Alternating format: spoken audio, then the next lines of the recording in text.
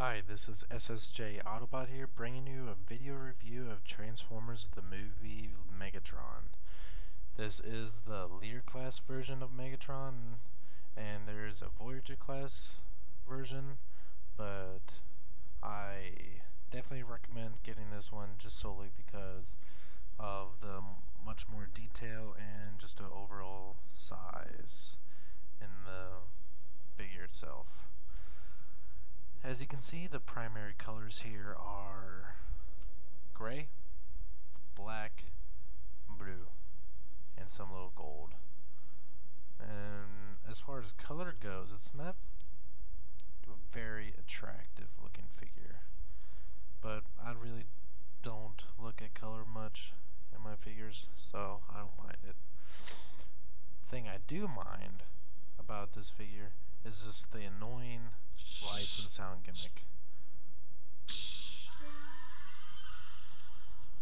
an ugly noise, has stupid lights, has these little things that aren't in the movie at all, so I have no idea what they're supposed to be, but oh well. As far as weapons goes, his arms combine to form a fusion cannon, which you do by lifting up his arms, folding his hands in, attaching them at the hinges here, folding out the pod, and pulling the trigger. It doesn't look anything like the fusion cannon he has in the movie, but still, it's pretty neat on its own. And his other weapon is a mace, which is a homage to the Megatron in G1, where in the first season, where him and Optimus battle, and he has an Energon mace. So this is a kind of a neat little nod to that. And you put the chain back in by lifting this up and just stuffing it in there as well as you can. Okay. As far as transformation goes, it's not really too complicated, but first time doing it, you can be almost guaranteed to be extremely frustrated, especially if you're relying on the instructions, because the instructions are next to useless for transforming the legs, and I'll demonstrate how to do that properly.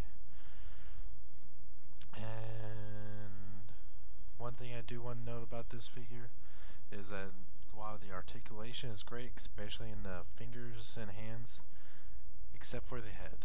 The head cannot turn or do anything. It just looks straightforward. It has no neck either.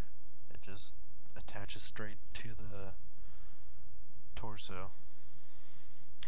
Alright, I'm going to show you how to transform him. I'm going to start by folding in the hands and swinging out these weapon pods, detaching the shoulders from the body, detaching the tail fin from the body like this, and detaching the head from the torso like that. And next step, I'm going to just practically break his legs and push him off to the side, fold up his feet, and then swing around the head so it's backwards, detach the head from this little joint here, and this will activate. Hold on, before I do that, going to swing all this 180 degrees, so it's like this. Now for the the coolest part of this figure, when you pull forward the nose cone, it straightens out the wings, which is really cool. Put the head down, flip up the flap, that's cool. then here comes the tricky part. You need to position these legs so they go parallel with the wings, and gonna turn the tail fin around so it's sticking out back. The instructions show you to well, I'm not sure, I haven't looked at the instructions since I bought the figure, which was over about 2 months ago, I think.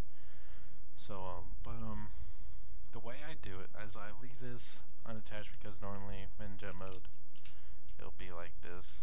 No, it won't. Yeah, well, it'll, I forgot to do that. Oh well, sorry. It'll be like this, but that can be a little difficult to get the legs under the wings. So I leave it hang like this. I fold his waist up, and then you need to, and then swing it up. And this just makes it a little bit easier to get the legs under the wings like it has to be. And you go ahead and pop these tabs into these holes here.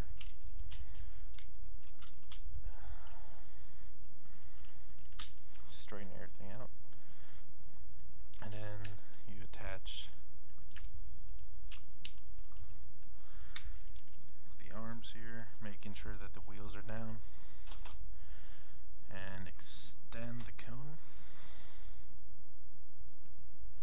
And that's him in his interstellar jet mode. Now, I've seen a lot of bashing for this figure because of this mode. Personally, I like this mode. It's very unique, it's alien looking, it's imposing, and as a jet, I really could care less if he was a gun or a tank, whatever. I just really like this mode. I'm like probably the only person that really does like it. The only thing bad about this mode that I can really say is that the original design for this figure had the original battle mode head, and the flap was specifically designed to cover the entire face. But ever since the redesign, they never bothered to change this. So when you pull this up, you see the sides of his face here, along with his eyes.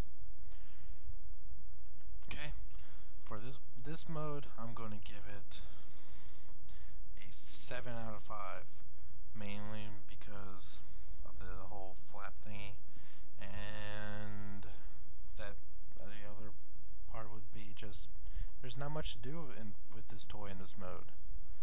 I'm going to give the robot mode, however, a 8.5 out of 10, because it's a very big figure, it's very scary looking, it's ugly, like how I imagine Megatron would be,